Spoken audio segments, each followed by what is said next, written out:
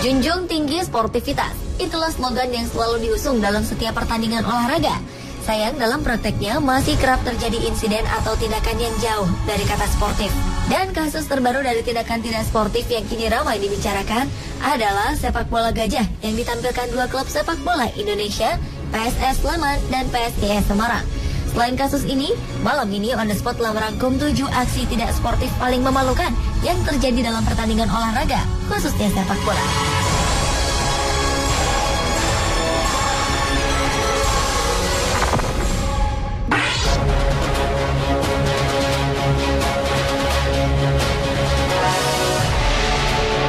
Wajah sepak bola Indonesia kembali tercoreng.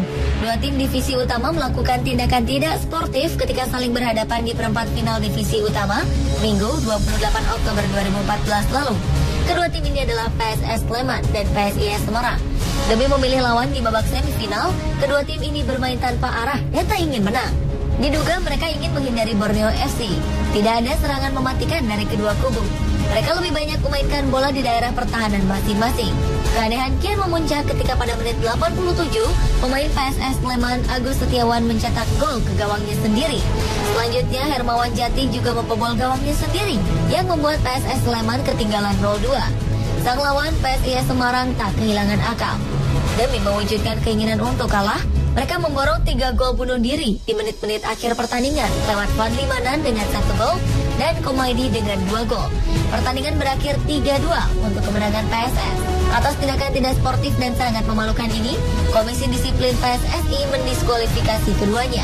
Mereka tidak akan tampil di semifinal divisi utama dan peluang lolos ke Indonesia Super League pun musnah.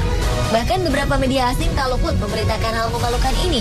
Dilaporkan, FIFA juga turun tangan menyelidiki kasus sepak bola gajah ini.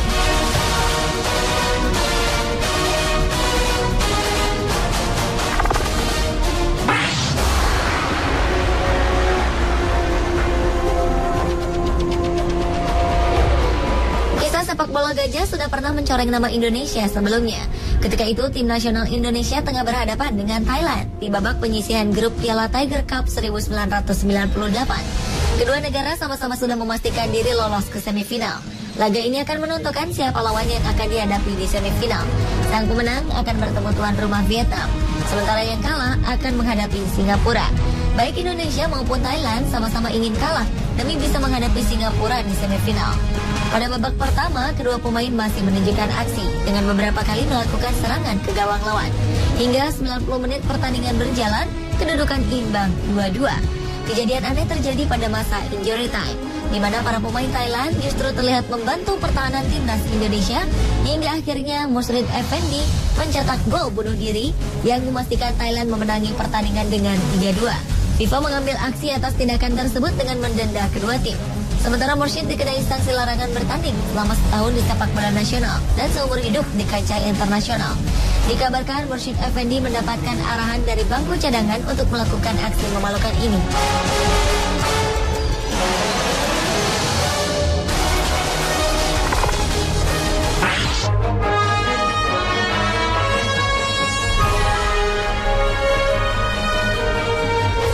Laga antara AS Adema dan Solomon ini terjadi di Madagaskar 31 Oktober 2002 silam. Laga ini masuk dalam rekor dunia sebagai pertandingan dengan skor paling besar. AS Solomon sengaja mengalah sebagai bentuk protes atas keputusan wasit yang mereka nilai tidak adil pada pertandingan sebelumnya. Laga ini merupakan salah satu dari babak round robin antara 4 tim yang berebut menjadi juara nasional. Gelar juara sudah pasti jatuh ke tangan Adema setelah pada laga sebelumnya AS Solomon ditahan imbang 2-2 oleh DSA Antananarivo. Pada pertandingan melawan DSA tersebutlah, Lemern menilai wasit tidak adil dengan memberikan tendangan penalti bagi DSA saat pertandingan akan berakhir. Sebagai bentuk protes, pada pertandingan terakhir melawan Adema, mereka mencatat 149 gol bunuh diri. Akibat tindakan yang mencoreng sportivitas olahraga ini, pelatih Lemern dikenai sanksi selama 3 tahun. 4 pemain dikenai sanksi hingga akhir musim dan dilarang mengunjungi stadion. Pemain lainnya diberi peringatan keras.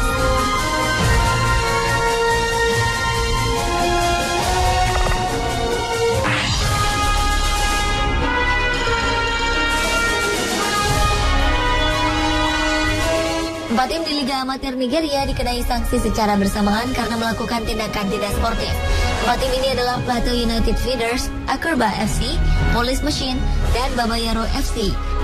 Ratu dan Police Machine memiliki poin sama hasil dari 2 pertandingan babak playoff. Siapa yang lolos promosi ke level lebih tinggi ditentukan oleh jumlah gol. Demi mendapatkan promosi, mereka rela mencederai nilai-nilai sportivitas. Ratu mengalahkan Akurba dengan 79-0, sementara Police Machine menaklukkan Babayaro dengan 67-0. Total gol tercipta pada laga yang berlangsung bersamaan tersebut adalah 146. Federasi Sepak Bola Nigeria memastikan bahwa semua pihak yang terlibat dalam pertandingan tersebut dikenai sanksi, termasuk ofisial pertandingan, official tim, dan tentunya para pemain dari keempat tim yang terlibat.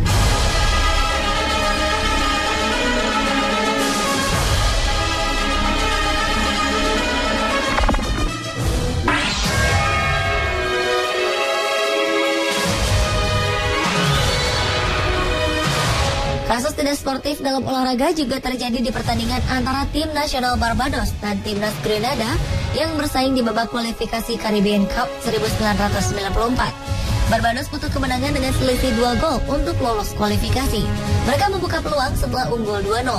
Namun pada menit 83, Grenada mencetak 1 gol yang mengubah kedudukan menjadi 2-1. Sadar bahwa peluangnya tertutup, Barbados segera mencetak gol bunuh diri untuk menyeimbangkan kedudukan 2-2 dan memaksa pertandingan dilanjutkan dengan babak tambahan. Pada turnamen ini diberlakukan aturan khusus, yaitu gol pertama saat babak tambahan tidak hanya akan mengakhiri pertandingan, tetapi juga bernilai ganda. Barbados mencetak golden goal pada babak tambahan waktu yang otomatis mengakhiri pertandingan untuk kemenangan mereka dengan 4-2. Hasil ini mengantar mereka lolos ke babak pertama Caribbean Cup 1994.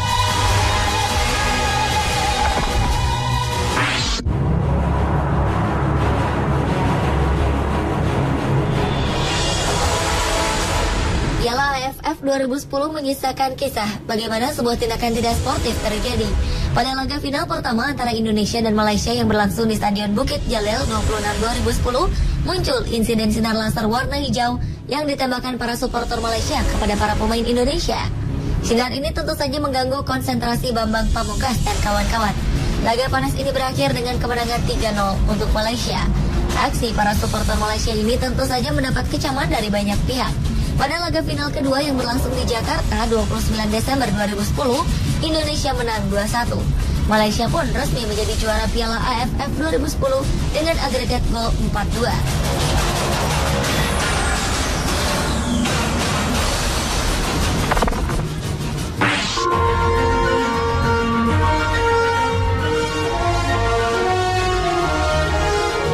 Tindakan paling tidak sportif lainnya adalah peristiwa ketika striker andalan tim nasional Uruguay Luis Suarez menggigit bahu pemain belakang Italia, Giorgio Chiellini. Ini terjadi pada pertandingan Piala Dunia 2014 di Brasil. Akibat tindakannya ini, FIFA pun menjatuhi sanksi larangan bermain di ajang resmi selama 4 bulan kepada penyerang 27 tahun ini. Sebagai catatan, ini bukanlah untuk kali pertama Suarez melakukan tindakan tidak sportif dengan menggigit lawannya. Ketika masih membela Liverpool di Liga Premier Inggris, Suarez pernah menggigit pemain Chelsea Branislav Ivanovic. Ketika itu dia dikenai sanksi larangan bertanding di Liga Premier selama 10 pertandingan. Sebelumnya, tepat pada 2010 di Liga Eredivisie Belanda, Suarez yang memperkuat Ajax Amsterdam menggigit bahu gelandang PSV Eindhoven, Oudman Bakal. Atas tindakannya ini, Suarez dikenai denda dan larangan bertanding dalam 2 laga. Suarez saat ini membela Barcelona dan berlaga di La Liga Spanyol. Pemirsa, itulah tadi 7 aksi tidak sportif pilihan Anda Sport.